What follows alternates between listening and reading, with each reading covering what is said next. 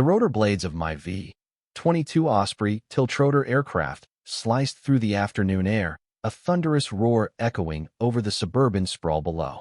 Through the cockpit window, I spotted it, a white Lexus SUV parked dead center on my private helipad, its chrome bumper glinting defiantly.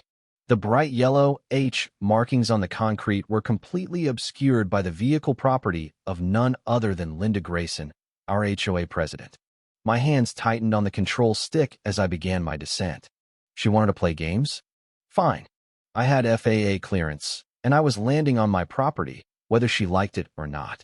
My name is Caleb Harper, and 6 months ago, I never imagined I'd be circling my own home in a $40 million aircraft, plotting how to handle a suburban dictator who thought her HOA badge trumped federal aviation law. I spent 20 years as a Marine Corps pilot, flying missions that would rattle most.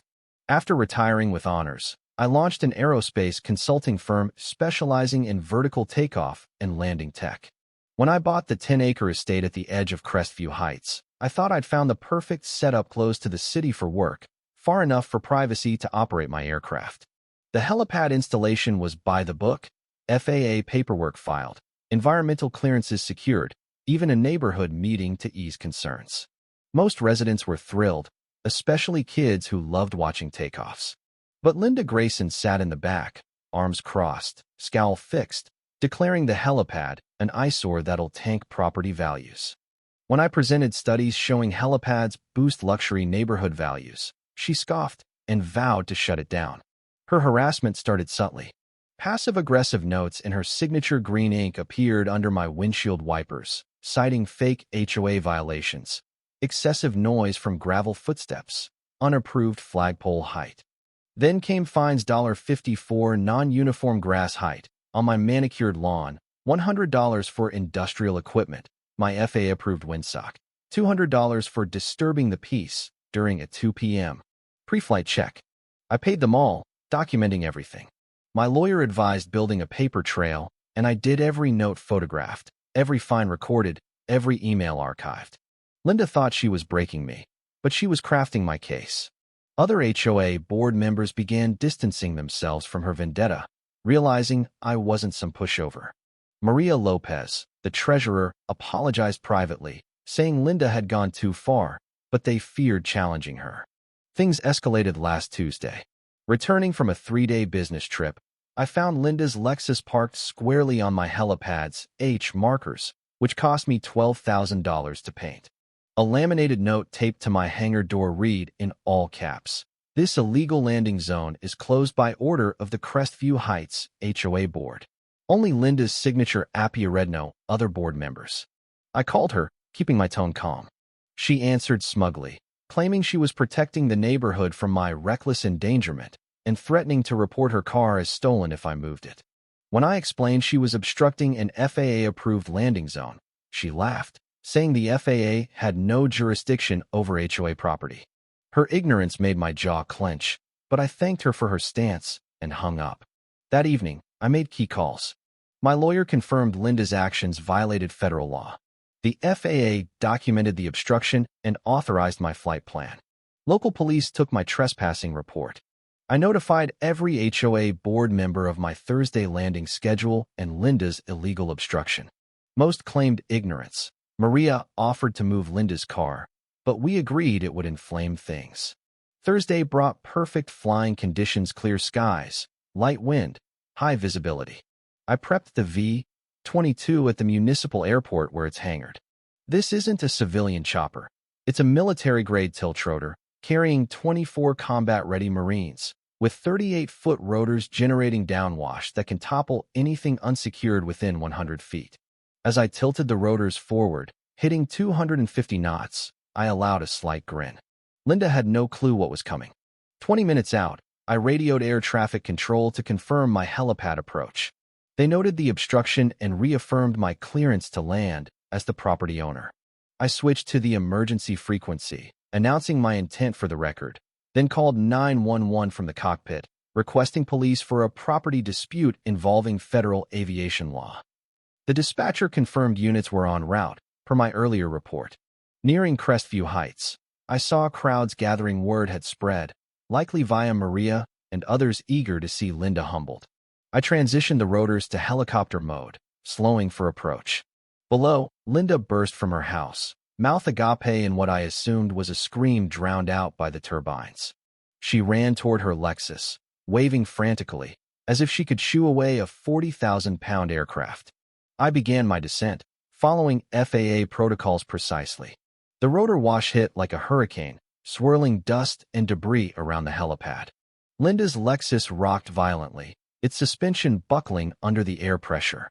She stumbled back, her neatly styled hair whipping as she shielded her face.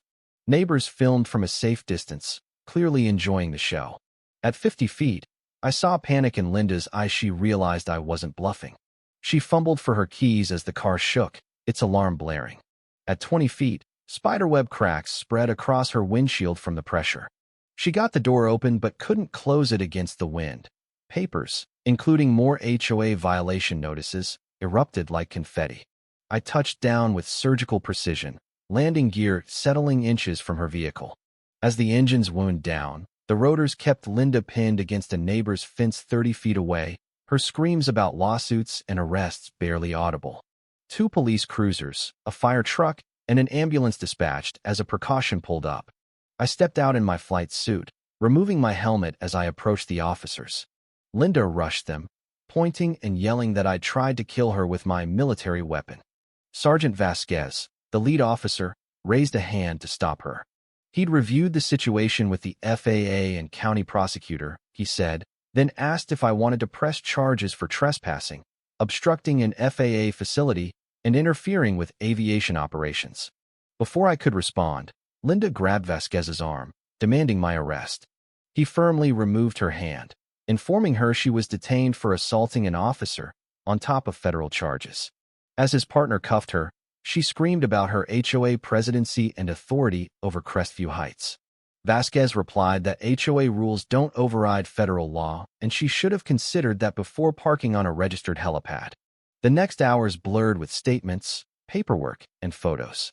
An FAA inspector measured the scene, noting I'd followed protocol and Linda's vehicle posed a safety hazard.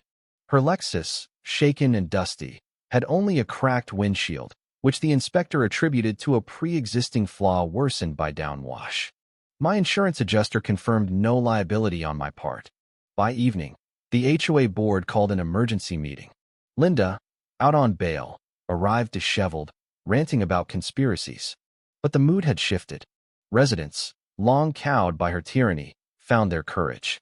One by one, they shared stories. Elena Ruiz fined for too many roses. James Carter harassed for grass over 3 inches. The vote to remove Linda was unanimous, even her allies turning against her. She stormed out, vowing revenge, but the room's relief suggested no one bought her threats. The board reimbursed all fines from the past year, apologized to me, and amended the HOA charter to recognize federal and state law supremacy. 3 months later, Linda faced federal court for interfering with aviation operations and obstructing an FAA facility. Her lawyer claimed she was protecting neighborhood safety, but the prosecutor presented my evidence: years of harassment, arbitrary fines, power abuse. The judge, unimpressed by her claim that HOA rules outranked FAA regulations, called it a delusional misunderstanding of legal hierarchy. She was convicted, sentenced to 2 years probation, 300 hours of community service with aviation nonprofits, and $50,000 in fines. A permanent restraining order barred her from my property or aviation activities. As the sentence was read, Linda's face cycled through rage, shock, and tears. She whispered frantically to her lawyer, who shook his head. When asked if she understood, she nodded silently, tears falling as the weight of potential prison time for probation violations hit.